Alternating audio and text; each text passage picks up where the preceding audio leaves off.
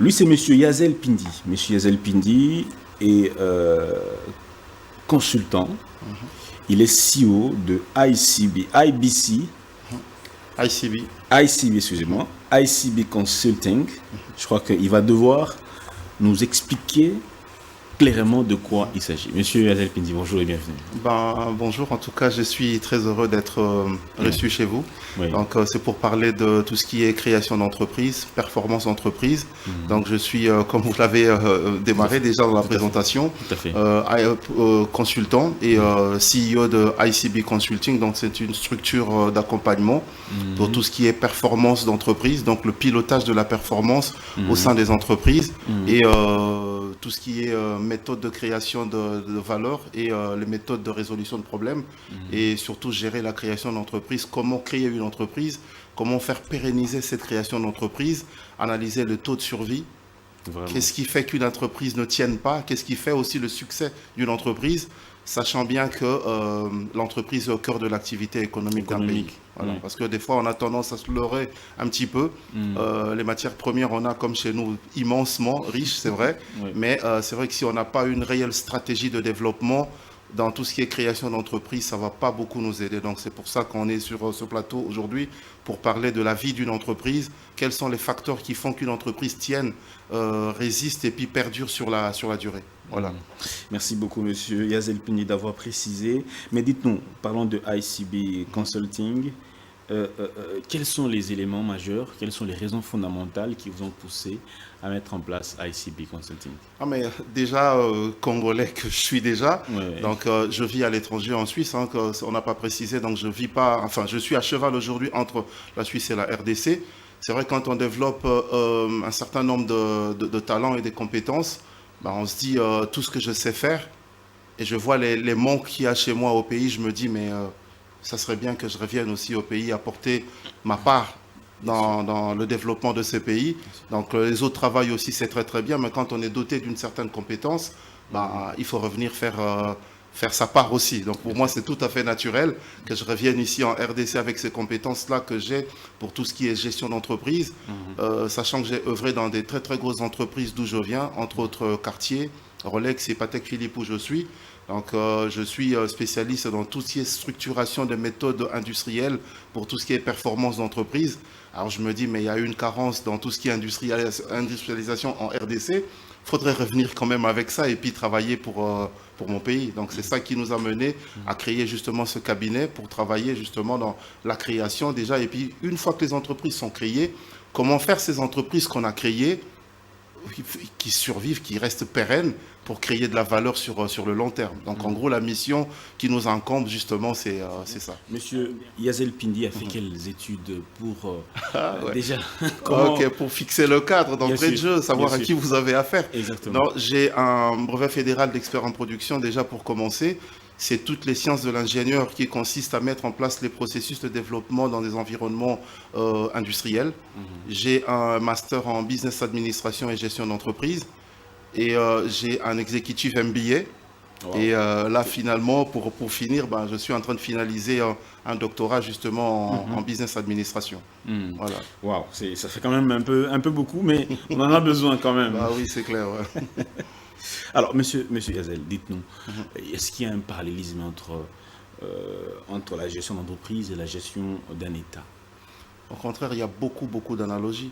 Il y a beaucoup d'analogies parce qu'en fait, Oui. autant la famille, l'entreprise, l'État, ça ne tient que sur des échelles. Mais la logique de fonctionnement à l'intérieur, c'est la même chose. C'est juste les interactions sont immenses dans un pays, mais la gestion d'entreprise et la gestion d'un pays, c'est parallèle. Juste pour rappeler... C'est quoi les points communs? Les points communs, c'est déjà la quête de la performance déjà. Oui, bien sûr. Un pays doit performer, un pays doit chercher à investir aussi pour se développer. Donc en gros, c'est la même logique. Mais déjà, il faut retenir aussi qu'il y a des entreprises, comme on dit les multinationales ou les firmes transnationales, qui pèsent plus lourd que des États. Il y a des entreprises qui pèsent 300 milliards. Les États n'ont pas des budgets de 300 milliards chez nous en Afrique. Donc, en gros, le parallélisme dans la gestion, on serait étonné qu'il y a beaucoup de similitudes entre la gestion d'une entreprise et la gestion d'un pays. Une personne qui a une compétence aguerrie, avérée dans tout ce qui est gestion d'entreprise, facilement, c'est une personne qui peut prendre des projets étatiques et puis apporter des bons résultats. Donc on devrait même des fois s'inspirer même de la gestion d'une entreprise pour gérer le pays. Donc un bon chef d'entreprise peut être un bon chef d'État ou un bon... Pas un dirigeant, on va dire. Un dirigeant d'entreprise. Je ne sais pas forcément chef d'État, mais en tout cas, il peut être facilement un bon dirigeant parce que la logique, elle est la même. On va gérer les interactions entre les humains. On va gérer les compétences. On a la quête de la performance. C'est exactement la même chose. D'où même pour piloter ce travail-là, j'avais produit une étude de cas de la RDC en termes de stratégie pour justement comprendre déjà l'environnement congolais, le socio-économique de la RDC, le modèle économique de la RDC de maintenant, avec la réalité socio-économique de la RDC de maintenant, faire le lien entre ça par rapport à justement cette approche causale de le modèle économique qu'on a, le socio-économique qu'on a, et les éléments impressionnants qui sont sortis de là. Donc il y a beaucoup de similitudes en tout cas, oui. Beaucoup de similitudes, M. Yazel Pindi. Mais avant d'entrer en détail, il y a quand même certaines personnes qui estiment que on n'a pas besoin de faire de grandes ou de longues études pour devenir chef d'État ou dirigeant d'un État. Est-ce que vous partagez cet avis-là? Ou même dirigeant d'entreprise? Faire des grandes études, de longues études? Les études, ça aide quand même à avoir la profondeur intellectuelle pour mieux analyser les choses. Parce que pour prendre les bonnes décisions, il faut avoir les bonnes informations. Moi, c'est tout ce que je peux dire. Après, diplôme, je ne sais pas. C'est l'appréciation de chacun. Mais je pense que pour prendre les bonnes décisions, il faut avoir une bonne capacité d'analyse, aller chercher les bonnes informations pour prendre des décisions managériales importantes. Parce que un responsable politique ou bien un responsable du pays, un président, c'est un manager. C'est un manager. De la même manière qu'un manager dirige une entreprise, le président dirige son pays ou il administre son pays, mais c'est un manager. Parce que si on fait analyse fonction par fonction entre l'entreprise et l'État, vous serez étonné de voir que c'est presque la même chose. Parce que si on parle d'un conseil d'administration pour une entreprise, c'est l'équivalent du Sénat et puis de l'Assemblée nationale. Quand on vient parler du ministère des Plans, par exemple, c'est la fonction de gestion de projet dans une entreprise. Et je peux en citer comme ça une pléiade, mais on se dit au final, un pays, c'est une forme d'entreprise, mais XL. Voilà. Monsieur Yazel Pindi, comment vous procédez alors? D'abord pour,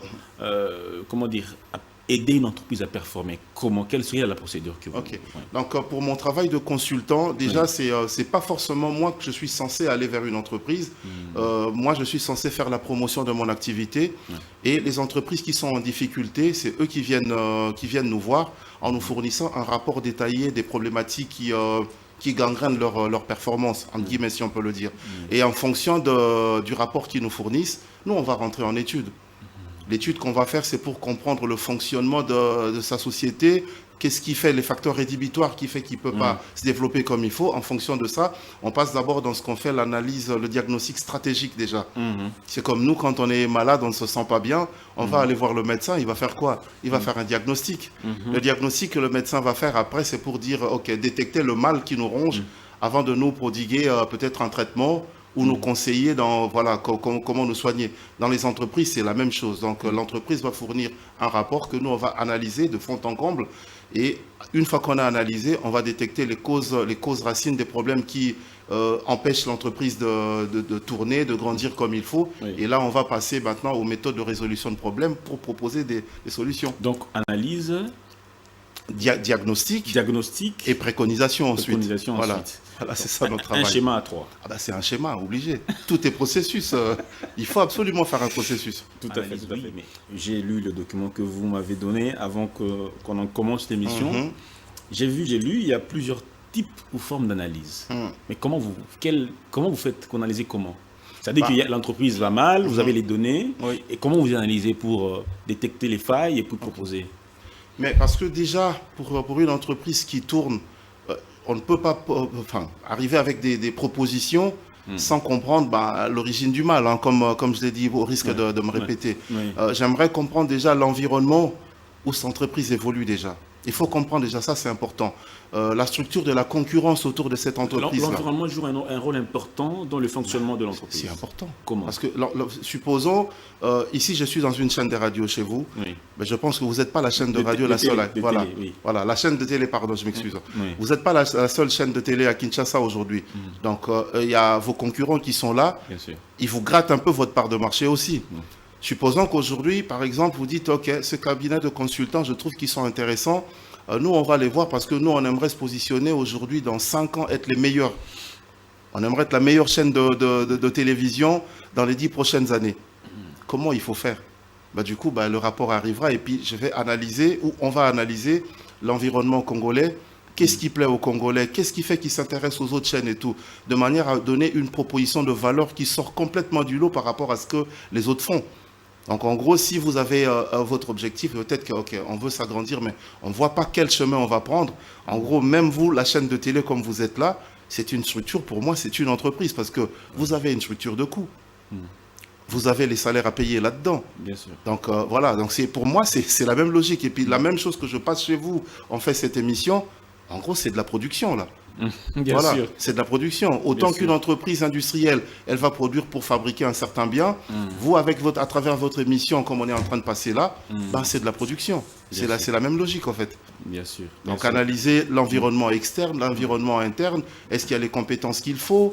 Est-ce que les concurrents ils sont meilleurs par rapport à leur offre? La ligne éditoriale, est-ce qu'elle est la bonne et tout? Est-ce qu'elle est adaptée par rapport à la demande du public? En gros, c'est toutes ces choses qu'on analyse. Là, on parle de la chaîne de télé. Ça peut aussi être pour une entreprise lambda qui fabrique peut-être des t-shirts et tout. Comprendre est-ce que l'offre correspond à la demande? C'est tous les facteurs qu'on va regarder. Est-ce que le modèle de fiscalité qu'il y a au pays par rapport aux taxations et tout, est-ce que ça aide l'entreprise à grandir ou pas? En gros, après, on va faire tout ce qu'on appelle analyse des risques. À travers ces risques qu'on va identifier, on va aider l'entreprise à définir une stratégie pour contourner les risques qui lui barrent la route. Donc ce travail, c'est un travail, c'est comme si vous jouez aux échecs. La personne qui est en face de vous a une stratégie, vous avez une stratégie. Là, maintenant, il faut avoir une stratégie la plus forte possible pour proposer un jeu, on va dire, gagnant par rapport à ce qu'il y a en face de vous. Donc la vie de l'entreprise, c'est comme ça. Vous aurez des concurrents de toute façon. Oui. Voilà. C'est chemin obligé. Alors, j'ai lu dans le document, vous parlez d'analyse Pestel, analyse SWOT, beaucoup d'analyses. C'est quoi les démarcations entre tous ces types d'analyses? De ces analyses qu'il y a là. En tout cas, je commence déjà par l'analyse SWOT qui est là. L'analyse SWOT, au fait, c'est des acronymes en anglais. C'est pour parler des forces, des faiblesses, des opportunités, des menaces qui viennent agir sur une organisation ou sur une entreprise, si on peut le dire comme ça. Parce que je pense que là, je prendrai beaucoup d'exemples par rapport à votre chaîne de télé. Oui. Voilà, parce que je vous ai en face de moi, donc je prendrai ce modèle-là. Oui, comme vous êtes là, vous connaissez vos forces. Oui. Vous avez sûrement des faiblesses aussi. Bien sûr. Vous avez des menaces aussi qui pèsent sur vous. Exactement. Il y a aussi des opportunités à saisir. Donc en gros, pour mieux définir une stratégie, c'est mieux d'identifier tous ces facteurs-là, les mettre en évidence. On ne peut pas faire de la stratégie une stratégie gagnante si on ne connaît pas ses faiblesses, si on ne connaît pas ses points forts, si on ne connaît pas les opportunités qui s'offrent à vous, parce que vous pouvez passer à côté des opportunités qui peuvent vous faire grandir, parce que l'analyse de base, elle n'a pas été bien faite comme il faut. Donc le travail que nous faisons, c'est ça. Et puis si on atterrit sur l'analyse Pestel, là c'est l'analyse de l'environnement externe d'une organisation. Ah oui. Comme vous l'avez dit tantôt. Voilà, exactement. C'est comme aujourd'hui, une entreprise vient et puis cette entreprise aimerait s'implanter en RDC. Donc notre travail d'accompagnant aussi, c'est justement ça. J'ai, supposons, une entreprise danoise, belge ou suisse qui veut s'installer en RDC. Ils ne connaissent pas le marché congolais. Nous, notre travail consiste à ça. Maintenant, on va faire cette analyse-là, comprendre l'environnement politique de la RDC. Quand on parle de politique, ce n'est pas la politique politicienne en tant que telle, c'est les politiques en vigueur en RDC en termes de fiscalité, en termes de techniques commerciales, ce genre de choses-là, de stratégie justement des entreprises qui fonctionnent en RDC. Il faut qu'on comprenne la structure, la physionomie. On va analyser l'analyse économique. En gros, le cadre économique de la RDC en termes de doing business, par exemple. Il faut qu'on arrive à cerner déjà, est-ce que l'environnement congolais permet ce modèle de business, de travailler en RDC et puis vraiment générer du profit et puis résister comme il faut. On va faire l'analyse technologique. Est-ce que les technologies qu'ils veulent utiliser pour développer leur business en RDC, est-ce qu'ils sont en phase avec les technologies qui sont en vigueur actuellement? On va conseiller dans ce sens-là. Et puis, il y aura le PESTEL, donc il y aura après le S, le socio-économique de la RDC.